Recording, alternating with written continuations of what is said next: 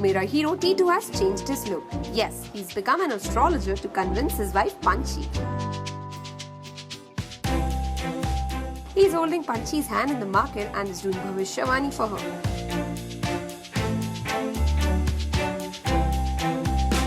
But our Panchi is also no less. She's also recognized T2 in front of everyone.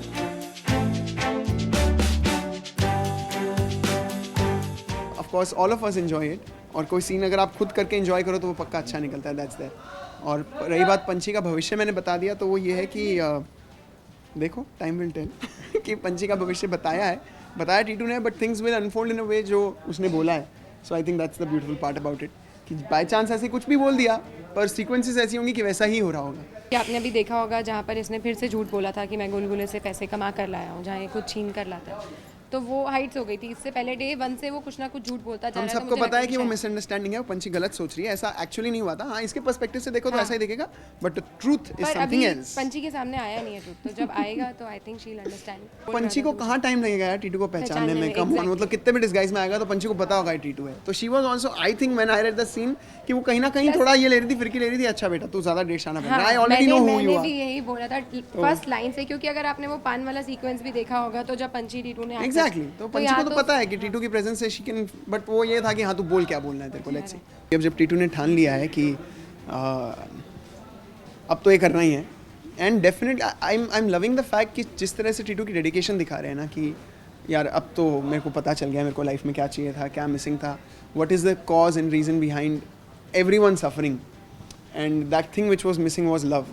तो वो अब जब टीटू को भी लव रियलाइज हुआ है, then he will push all the boundaries, he will go to any extent.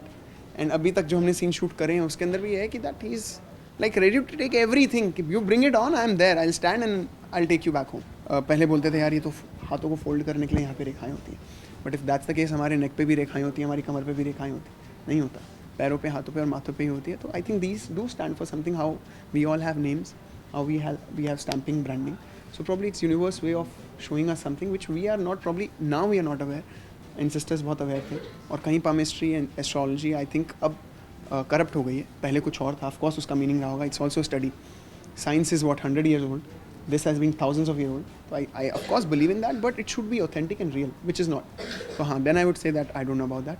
हाँ, हाथ मेरे मामा हैं, रियल मामा, उनको बहुत शौक है इन सब चीज़ों का. तो हम जब मिलते हैं तो हम मस्ती करते रहते हैं, थोड़ा देखते रहते हैं. But of course, at the same time, I do believe that these can change. You can change them if you work hard and if you work in particular direction. If this idea didn't work, no problem. Our T2 will surely come up with a different idea to convince his wife.